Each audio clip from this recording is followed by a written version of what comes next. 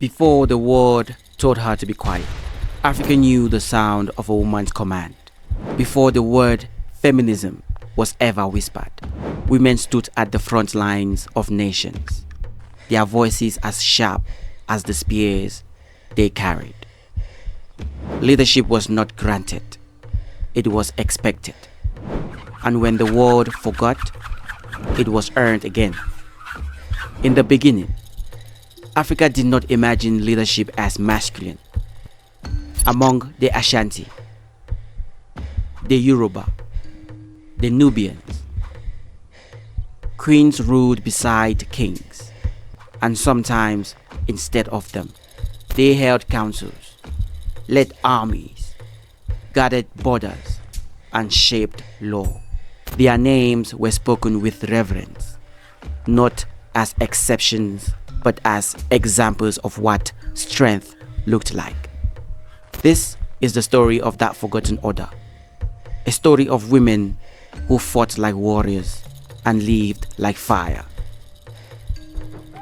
The Amazons of Dahomey.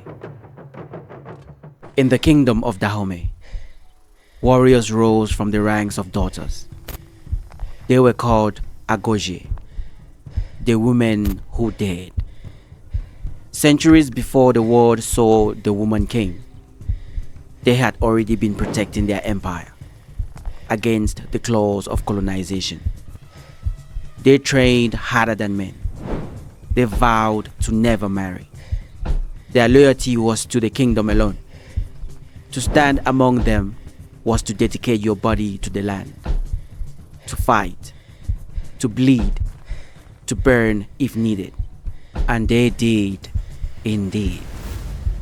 Against the French, they stood unto their last breath. Their battle cry still echoes through Benin's forest. A woman's fire is not for decoration. It is for defense. Queen Nanny of the Maroons. Across the Atlantic, another fire burned. In the mountains of Jamaica, an Akan woman led escaped slaves in guerrilla warfare. Her name, Queen Nanny of the Maroons. She was both general and priestess, a tactician who turned nature itself into her ally. With cunning and spiritual might, she built free black settlements, defying the British Empire from the shadows of the hills. They said she could catch bullets. Maybe she could. But what is certain is that she caught freedom and refused to let go. Queen Nanny was not just fighting for the Maroons. She was fighting to remind the world that Africa's daughters do not forget how to lead, no matter where history scatters them. Yaa Asantewaa, the mother who went to war. In 1900, the British demanded the Golden Stool, the secret seat of Ashanti power. When the men hesitated, one woman rose. Her name, Yaa Asantewaa. She stood before the chiefs and said, "If you, the men of Ashanti, will not go forward, then we, the women, will. We will fight till the last of us falls on the battlefield." And so she did. She led the war of the Golden Stool, a revolt not just of weapons, but of will. They called her the warrior queen of the Ashanti. The British called her a rebel. History calls her timeless. Amina of Zazzau, the Northern Flame.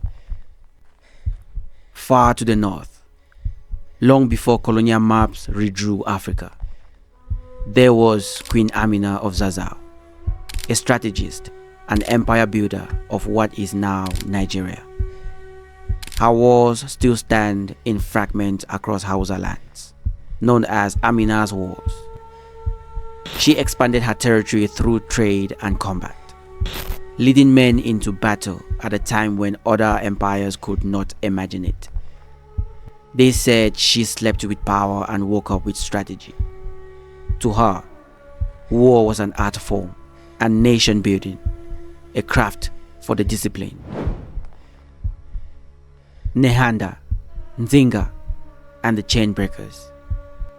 Then came Queen Nzinga of Ndongo and Matamba, the woman who negotiated with the Portuguese while sitting on the back of one of her servants because they refused to give her a chair. She ruled for nearly 40 years, fighting both with words and with warfare, keeping her people independent against impossible odds. And in the south, Mbuya Nehanda, a spirit medium of the Shona people, led a rebellion against the British colonizers. When they captured her, she said, "My bones shall rise again." Decades later, Zimbabwe rose, and Nehanda's prophecy became a flag.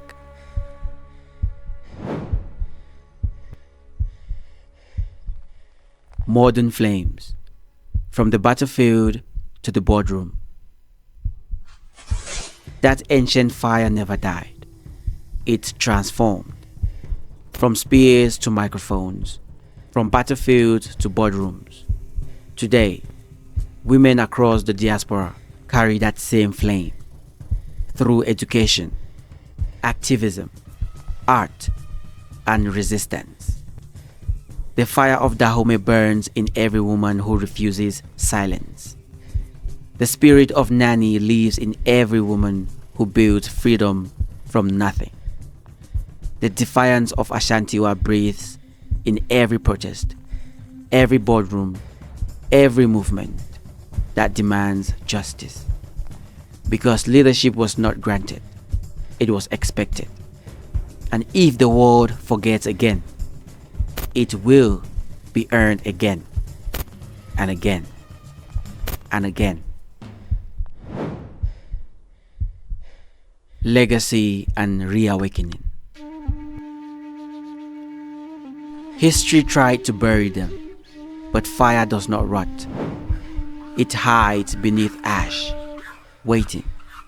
And now, across the world, it rises again. In the athlete who refuses to quit. In the mother who raises her child with courage. In the activist who shouts truth through fear. In the student who studies to build what was lost. This is the eternal female fire of resistance. It is Dahomey. It is Nanny. It is Nzinga, Asantewaa, Nehanda, and Amina. It is you. If you want to know their names, read their stories, follow their flames, check the reading list below. Every book is a bridge back to the ancestors. Every page a matchstick waiting for your spark. Subscribe to the Afro-Forge channel, where we burn ignorance with history and rebuild pride with movement. This is not just a documentary. It is a resurrection, a fire reborn, the forgotten women who fought like warriors.